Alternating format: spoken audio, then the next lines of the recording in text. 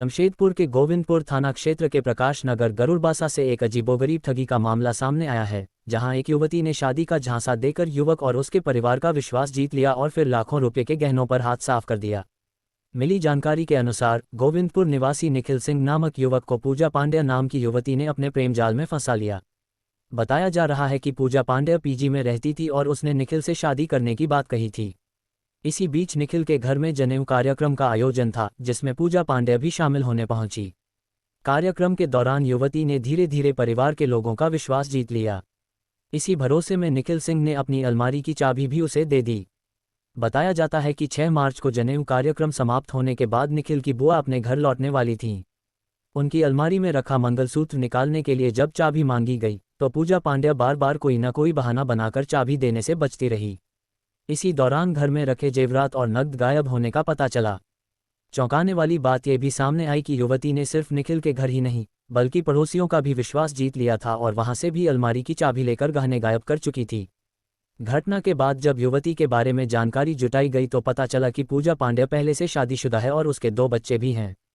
आरोप है कि वह युवकों को प्रेम जाल में फंसाकर शादी का झांसा देती है और फिर मौका मिलते ही गहने और पैसे लेकर फरार हो जाती है। फिलहाल मामले की जानकारी पुलिस को दे दी गई है।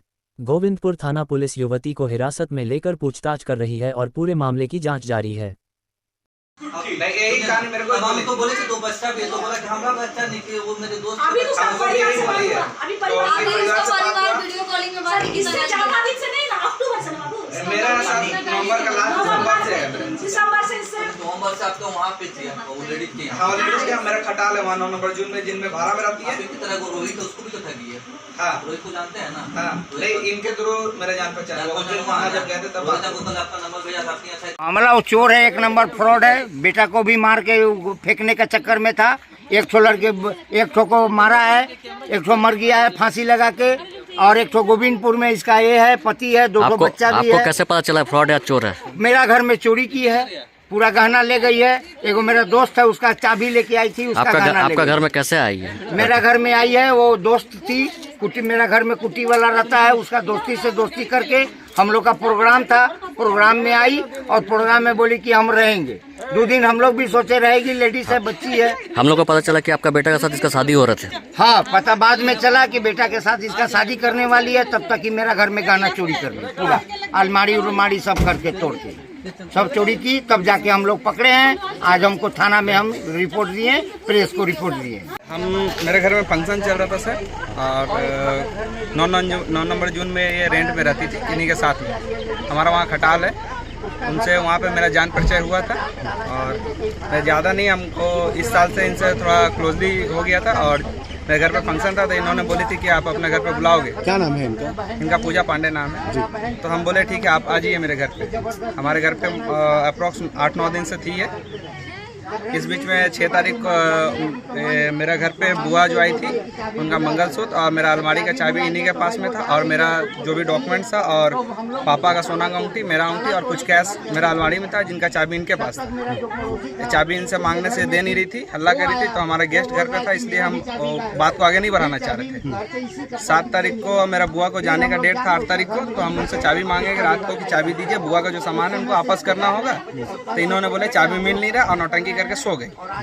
अब उस दिन पीजी जाने का ड्रामा करने लगी है, पीजी में रहती है अभी फिलहाल। तो हम उसको रोक लिए कि अभी पीजी आपको जाने नहीं देंगे, हमारा सामान दे दीजिए, बुआ का सामान दे दीजिए, आप फिर चले जाइएगा। सूत्र के अनुसार पता चला कि ये लड़की से आपका शादी हो रही थी।